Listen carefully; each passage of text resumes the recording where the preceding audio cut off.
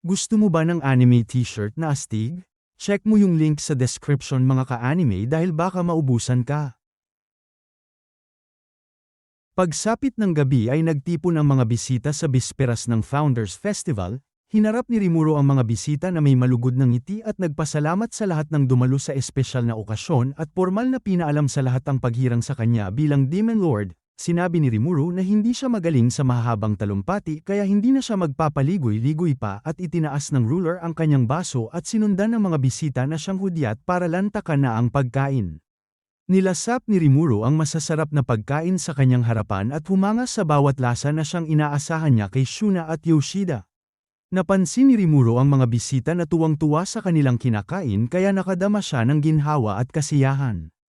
Ilang sandali lamang ay pinasok na ang main dish kaya nagulat ang mga bisita dahil nakakatakot naman talaga ang napakalaking isda. Nagamit ng instructor ang kasanayan niya sa espada patungkol sa paghiwa sa kakaibang isda na sakto sa lalagyan na parabang isang batikang chef kung mag-decorate ng mga pagkain. Si Rimuro lamang at kanyang mga tauhan ang nakaka-appreciate ng pagkain dahil sa mundong ito ay wala pa sa kanilang kaugalian ang kumain ng hilaw na pagkain kaya para sumunod sila ay nauna nang umupo si Rimuro sa harap ng kakaibang pagkain para sa mga bisita. Nakita ng mga bisita ang nasisiyahang reaksyon ni Rimuro habang ilang sandali lamang ay sumunod na umupo si Hinata at hiniling kay Hakuro ang tuna belly na walang wasabi. Nang may hain ni Hakuro ang kahilingan ng dalaga ay kaagad niya itong tinikman at kagaya ni Rimuro ay satisfied din ang reaksyon ni Hinata at pagkatapos ay sunod-sunod na ang pag-upo ng mga bisita katulad ni Yuki. Nasabi ni Hinata na magkaiba ang lasa ng isda kumpara sa mga galing sa freshwater. Sinabi niya rin na tinanggihan ng Free Guild ang kanyang hiling para sa ganitong isda at dahil hindi rin posible ang teleportation magic kaya tuluyan na lamang siyang sumuko ngunit ngayon may bago na siyang dahilan para sumaya. Sumagot naman si Yuki habang nilalasap ang hilaw na isda na may wasabi na delikado ang hilagang karagatan dahil sa dambuhalang mga nilalang habang sa katimugang bahagi naman ay masyadong malayo para mapakinabangan ang mga nahuling isda. Katabi nila si Rimuro na nakikinig sa kanilang usapan habang tahimik na nagmumuni-muni patungkol sa pagpapatunay sa kanyang isip na isang hamon pa rin sa mundong ito ang transportasyon na naayon sa kanyang plano at kung matutuklasan ng mga bisita ang mga natatanging sarap na tanging sa Tempest lamang malalasap. Ang sumunod na nangyari ay ang mga bisita na mismo ang humiling sa ruler na tikman ang pinandidirian nilang pagkain noong una kaya ikinagulat nila nang matikman na masarap pala ang lasa. Makalipas ang ilang sandali ay nagmamadaling binalita ng Tempest Guard ang namataang lumilipad na malaking bagay sa bayan at kasunod nito ay nagmamadali ring nag-report ang mga knight ng mga bisita patungkol sa pagdating ng Guardian Dragon ng Sorceress Dynasty na lula ng mismong Emperor na si Elmisha. Akala ni Rimuro ay kung ano na ang nangyari ngunit nang makita ni Haring Gazel na hindi ito big deal kay Rimuro ay nag-aalalang sinabi nito na ganitong reaksyon ang inaasahan kapag ang Emperor na si Elmisha ay lumabas ng kanyang teritoryo. Ipinaliwanag ni Haring Gazel ang kahalagahan ng Sorceress Dynasty na isang malaking bansa na kasing lakas ng Dwargon ngunit ganap itong self-reliant at hindi bahagi ng Council of the West. Bilang dynasty ay binubuo umano ito ng 13 magkakahiwalay na kaharian at si Elmisha ang emperor na sinasabing descendant ng divinity na may taglay ng napakalakas na kapangyarihan para ideklara ang sarili bilang heavenly emperor. Nagsalita din si Yuki na ang Dwargon ay nag-e-exist ng 1,000 taon na sinundan ni Hinata kaya nalaman ni Rimuro na mas naunang mag-exist ang Saryon ng mahigit 2,000 taon. Napabuntong hininga si Gazel bago sabihin na kahit siya ay hindi maaaring magtaas noo sa harap ni Elmisha at dagdag pa ng hari na halos imposible para sa mga tao na magkaroon ng pagkakataong makilala ang Emperor dahil sa maikling buhay. Nang dumating ang grupo ng Emperor ay binalaan ni Gazel si Rimuro na huwag magpakampante at kanyang isipin na si Elmisha ang pinakatusong tao na maaari niyang makaharap. Naunang lumapit ang Emperor at masayang sinabi kay Rimuro na tinanggap niya ang kanyang imbitasyon na nagpasaya sa kanya. Nang nagsalita si Rimuro ay bigla na lamang naapektuhan ang kanyang isipan buti na lamang ay kumilos kaagad si Raphael at hinarang ang panghihimasok sa isip ng kanyang master. Ayon kay Raphael ay hindi naman ito isang atake bagkus epekto lamang ng tumatagas na heroic aura ng Emperor kaya kinabahan na lamang si Rimuro dahil ibang level ang heroic aura ni Elmisha kumpara kay Gazel. Bago pumunta sa kanilang nakaatang na upuan ay hiniling muna ni Elmisha na bigyan siya ng oras ni Rimuro para sa tatalakayin niyang bagay. Dumating si Meyer Miles na tila may pag-aalinlangan dahil iilan lamang ang nakikilala niyang mga tradesmen na narito sa Tempest kasama ang malalaking merchants na malapit sa kanya ngunit wala naman umano siyang nakitang problema nang suriin niya ito. Umalis na rin ang merchant pagkatapos itong sabihin dahil maghahanda pa siya para sa battle tournament na magaganap kinabukasan. Hindi rin nagtagal ay nagkakagulo ang mga bisita dahil sino ba naman ang hindi matataranta nang makita ang parating na grupo ni Milam kasama ang kanyang mga tauhan na dating mga Demon Lords at kasama rin ang kanilang mga malalakas na tauhan na sinalubong ng Defense Minister at Diablo. Narito rin ang apo ni Granbell na si Maria Bell Rosso na sinubukan ang hilaw na pagkain na walang wasabi. Umaasang sinabi ni Milam kay Rimuru na sana ay magbukas ang isipan ni Midray sa pagkaing ihahain. Lumapit rin si Frey at nagpasalamat sa pag-imbita sa kanila kasama ang pagpapagawa ni Rimuru ng city para sa kanila.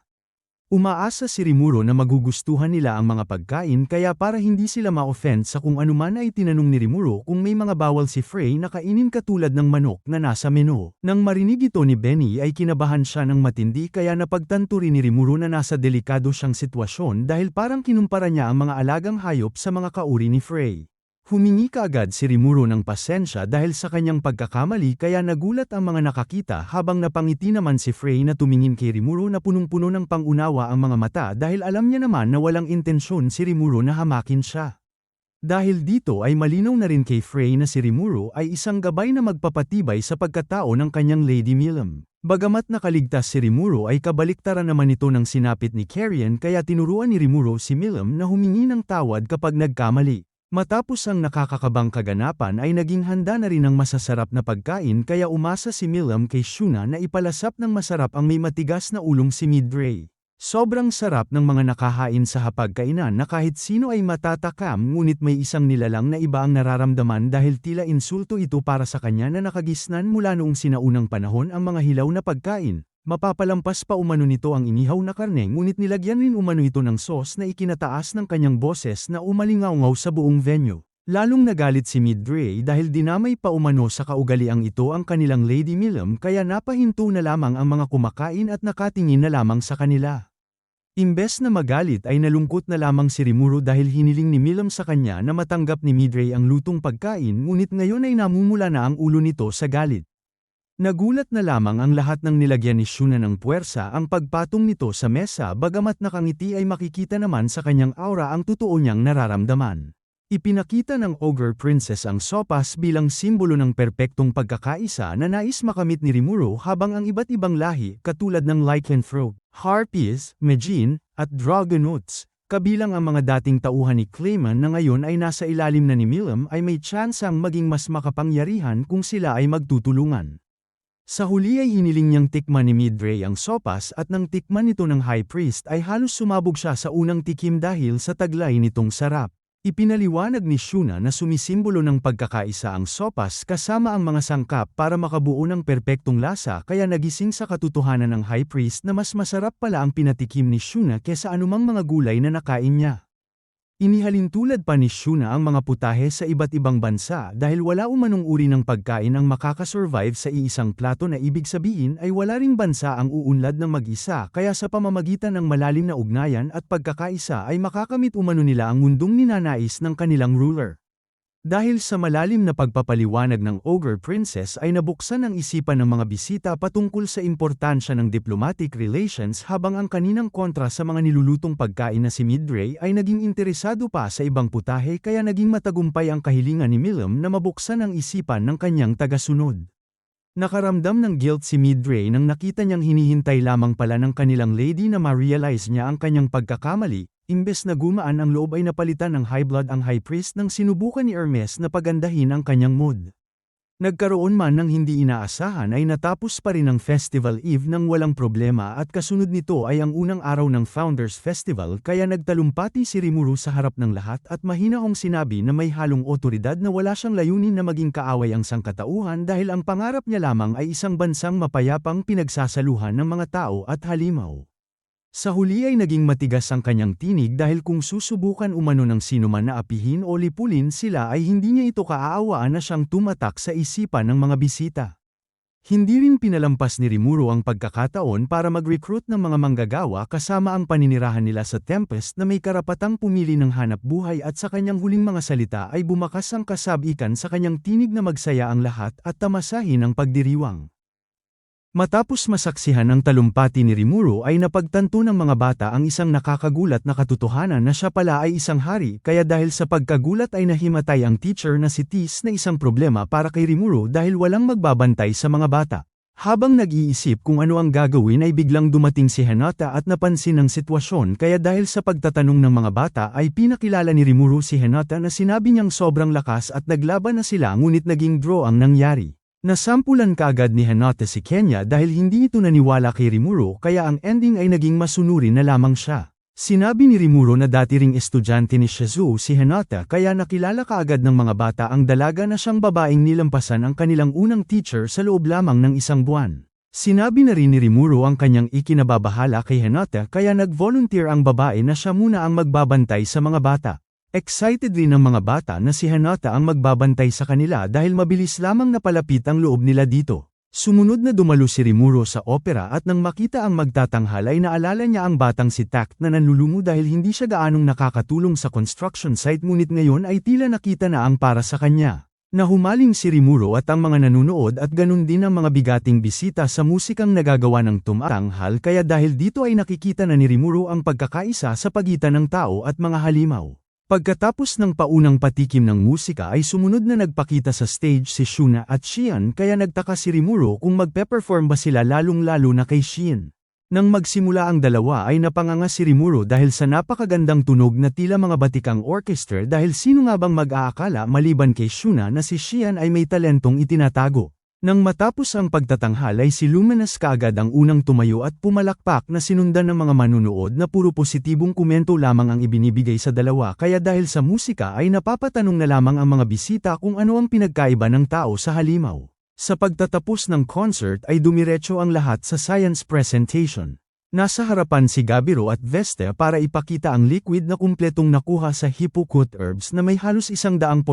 purity at maihahalin tulad sa full potion. Nang mapansin ni Vesta na walang interes ang mga manunood ay binago niya ang kanilang diskarte para gumawa na lamang ng experiment. Tinanong ni Gabiro na hawak ang putol na espada ang mga audience kung maaaring ibalik sa dati ng potion ang espada at nakakuha siya ng sagot na imposible dahil gumagana lamang umano sa buhay na bagay ang potion kaya inakala ng iilan na pinagluloko sila ng dalawa. Maging si Rimuro ay sumang-ayon sa bisita dahil ang espada ay walang kaluluwa kaya wala rin itong sariling kalooban ngunit bigla niyang naalala ang sinabi ni Kaijin na may sariling kalooban ang mga espada. Nilagyan ng potion ng pagitan ng naputol na espada at ilang sandali ay lumiwanag ito at napagdikit ang naputol na bahagi ngunit hindi siya ganap na naayos. Ganun pa man ay hindi makapaniwala ang mga manunood sa discovery ng dalawa habang ipinapaliwanag ni Vesta na makikita lamang ang epekto nito sa mga sandatang nag-mature at matagal nang ginagamit ng may-ari. Ang sumunod na nangyari ay may hawak na dalawang halaman si Vesta, isang Hippocrot herb sa kanan at isang karaniwang damo sa kaliwa.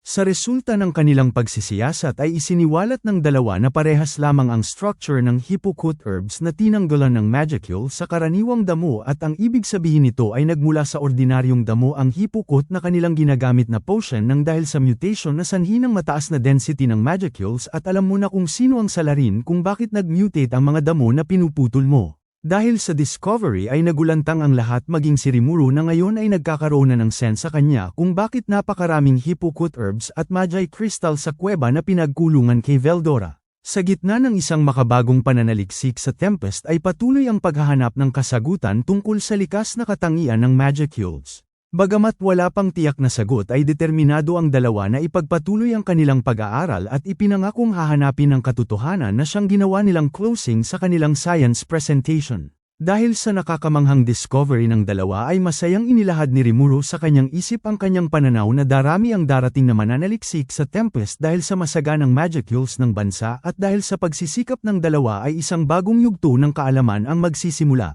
Kumakain si Maria Bell sa isa sa mga stalls na makikita sa bayan at sa kanyang likuran ay ang stall ng nagbabalat kayong si Veldora ngunit panandali ang napahinto ang babae nang maramdaman ang presensya ni Rimuro kasama ang defense minister sa kanyang likuran. Nakasalubong ni Rimuru ang mga bata na tuwang-tuwa sa kanilang mga kinain na ibinide nila sa kanilang teacher at pagkatapos ipaalam ni Hinata na hinahanap siya nila Arnold ay kaagad nakipagkita si Rimuru kay Luminous at sinabi ng babaeng Demon Lord na hindi pa rin sapat sa kanya ang kanilang kasunduan dahil gusto niya itong dagdagan sa pamamagitan ng pagpapalitan ng kultura. Bagamat nagulat ay agad namang sumang-ayon si Rimuru dahil nagkaroon ng interest ang babae sa performance na ginawa ni Shion at Shuna na nagbigay ng inspirasyon sa kanya. Nakuha rin ng scientific presentation ng Tempest ang atensyon ng Demon Lord kaya gusto nitong imungkahi kay Rimuru na ang ilan sa kanyang mga nasasakupan na mahilig sa pananaliksik ay ipadala rito sa Tempest at bilang gantimpala ay ituturo niya kay Rimuru ang skill na Faith and Favor na isang kakayahang magbigay ng kakayahang gamitin ng mga loyal kay Rimuru ang kanyang kapangyarihan.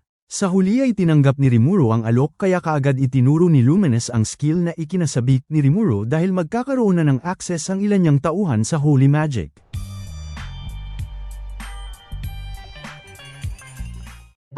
Bigla na lamang naging seryoso si Luminous nang tinanong niya kay Rimuru kung alam niya na may ilang hindi kaaya-ayang dignitaryo sa kanyang inimbitahan kaya tiwalang sinagot siya ni Rimuru na alam niya at dalawa sila. Dahil dito ay bahagyang nasiyahan si Luminous kaya pinaalala na lamang nito sa kanya na ingatan ang mabuting pangalan ng Octagram. Napunta ang scene sa banquet na magkasamang kumain sina Yuki, Rimuru at Hinata na napag-usapan ang kanilang mga ginawa ngunit walang interes si Hinata sa magandang palabas na napanood ni Yuki dahil nagawa niya naman ang pakay niya at ang yakisoba ang tumatak sa kanyang isipan na kakaiba ang pangalan kaya kinabahan si Rimuru nang maalala na ito ang alias ni Veldora. Habang nag-uusap ay naibaling ni Hinata ang topic sa pananaliksik tungkol sa Magicules dahil hindi umiepekto sa kanya ang healing potions na kinukontra ng kanyang Magicules kaya naging interesado ito rito. Sa paglipas ng usapan ay pinuri ni Yuki si Rimuru dahil sa direksyong ibinigay niya kina Vesta ngunit kaagad itong itinanggi ni Rimuru dahil kahit siya ay ngayon lang din ito nalaman dahil gusto niya na sila ay maging independent kaya sila mismo ang pumili ng kanilang tema.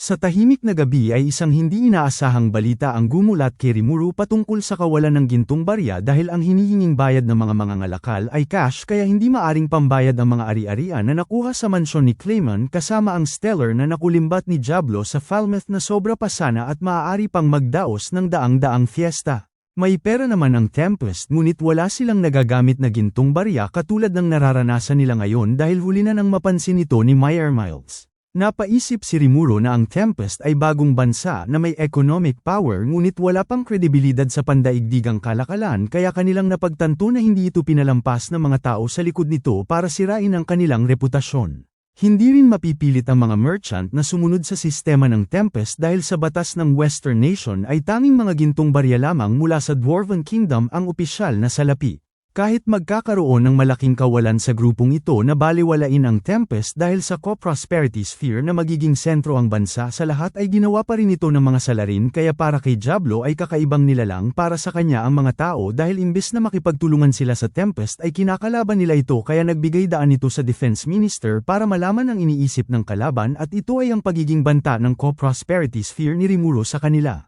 Nagkasundo si Diablo at Shion sa isang bagay at ito ay ang pag-eliminate sa council ngunit mariin silang pinigilan ni Rimuru nang walang pag-aalinlangan. Inalam ni Rimuru ang due date ng pagbabayad mula kay Meyer Miles na hanggang matapos ang fiesta ng 2 araw bagamat tatanggapin ng matatalinong negosyante ang pagbabayad nila ng gold bars ay mariing tinutulan ito ng future head ng Finances Department dahil nagpapakita umano ito ng kahinaan kaya aasahan ng mga negosyante na lagi na lamang papayag ang Tempest sa mga kasunduang dehado. Ganun pa man ay masayang sinabi ni Rimuru na wala silang dapat ikabahala dahil ito ang kanilang bansa at kung kinakailangan ay ipapatupad nila ang sariling patakaran kaya bago sila sama-samang lumabas ay sinabi ni Rimuru kay Meyer Miles na wag na itong mag-alala at gawin lamang ang kanyang makakaya. Paglipas ng gabi ay ang pangalawang araw ng Founders Festival at ang araw ng Battle Tournament. Hindi basta-basta ang announcer ng paligsahan dahil kabilang ito sa Intel Department na pinamumunuan ni Sui habang ang referee naman ay hindi nila alam na ang isa sa 7 primordial demons na kinakatakutan ng sangkatauhan.